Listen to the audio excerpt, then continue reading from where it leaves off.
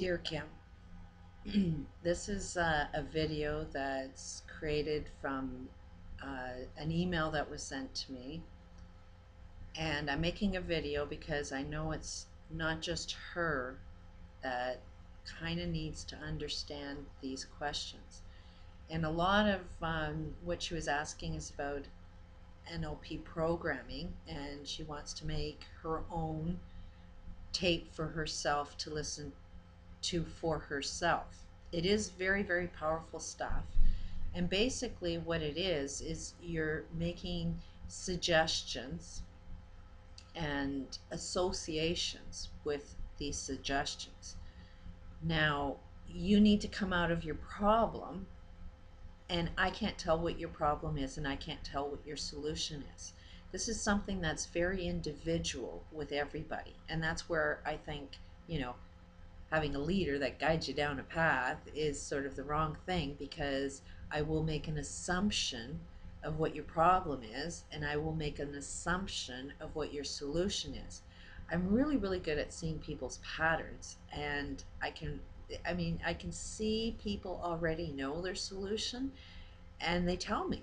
People are really, really happy to tell me what their solutions are, but when I tell them, because they can't see that in themselves, they really reject me, and they're really, really cruel when I make the suggestion. So I kind of have this rule now to try and avoid as much as possible to be involved in offering you your solution.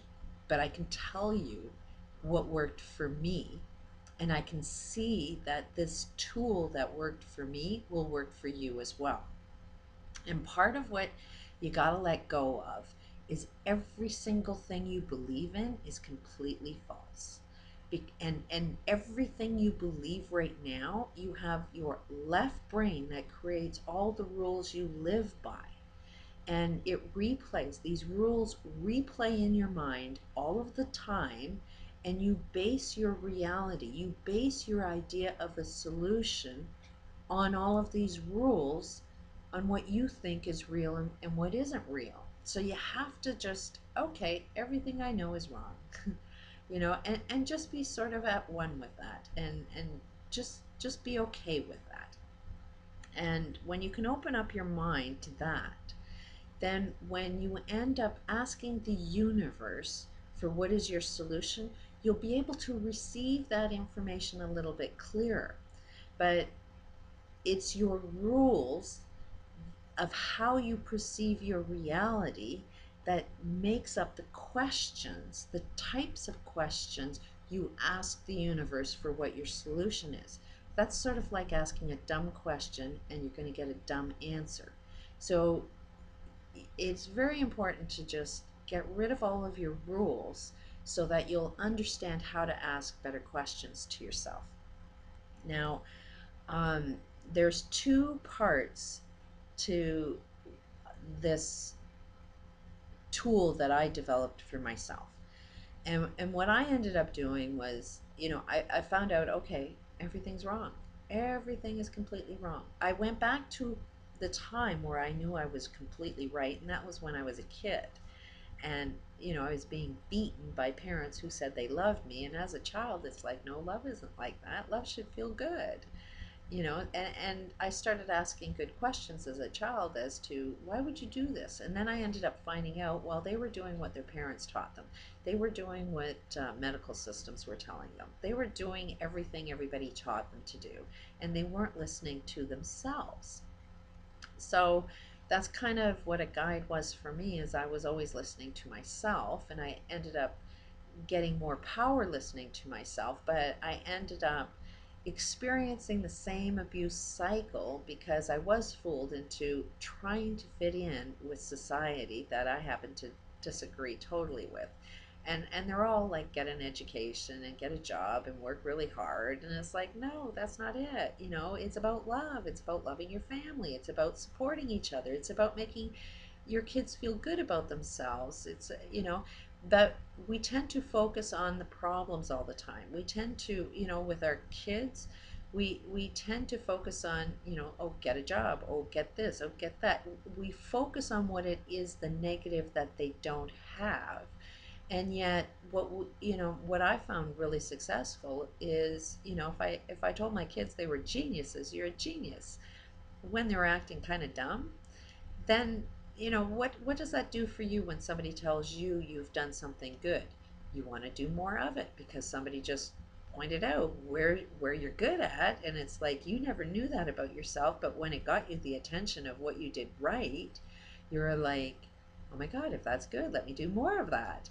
So it's when you can say, what is it that you want for your kids, and then you have to find, you have to you have to actually look for signs that confirm the goodness that you want in them. It's like, if you want your child to be, you want to trust your kid, you don't point out all of the reasons why you don't trust them, and you want to trust them, because then you're going to create more reasons for them to have you not trust them, because that's your focus. That's what you're talking about all the time.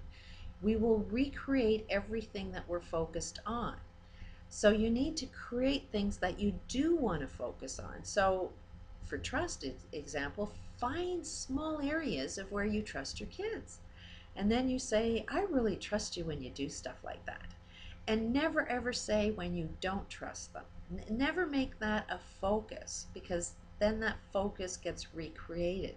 But if you're focused all the time, every second, every minute of the day, focused on things you do want to see, then that tends to build and grow. So you want to try and notice all the times, hey, when you do that, I really, really trust you. I really feel great when I can trust you. Associate the suggestion, trust, like make that suggestion of trust, and that's what you're looking for, and make the association with trust with everything else that can be experienced that confirms trust. And then that's sort of like NLP programming. You're making the suggestion, and you're also associating it to different types of actions that confirm it, and then that tends to grow.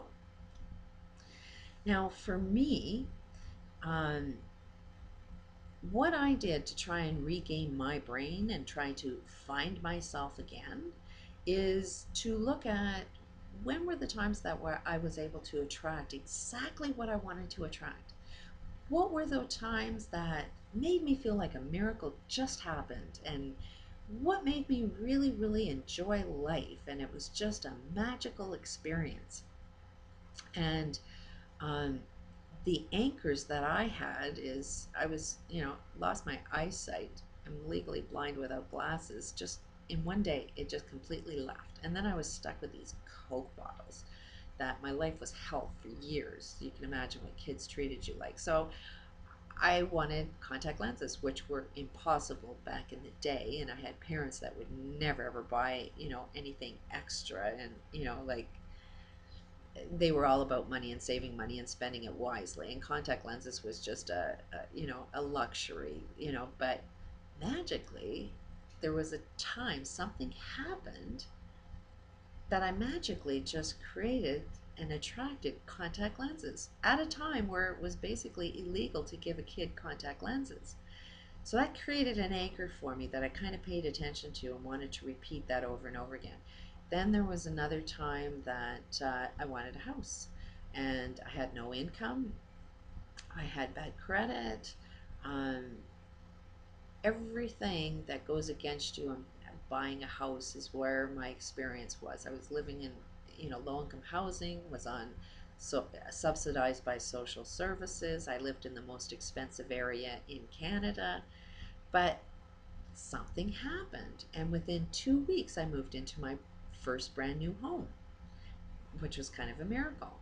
Then I had another experience where, I was trying to get an income and leave my ex-husband that was abusive, and tried to do it with an airbrush, and then this airbrush broke and the tool was gone, and I ended up saying, wild as it was, that God was mailing me an airbrush.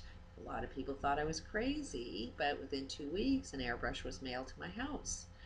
wanted to be a talk show host. Everybody thought I was crazy. Something happened that within 2 weeks I'm starting to host a TV show.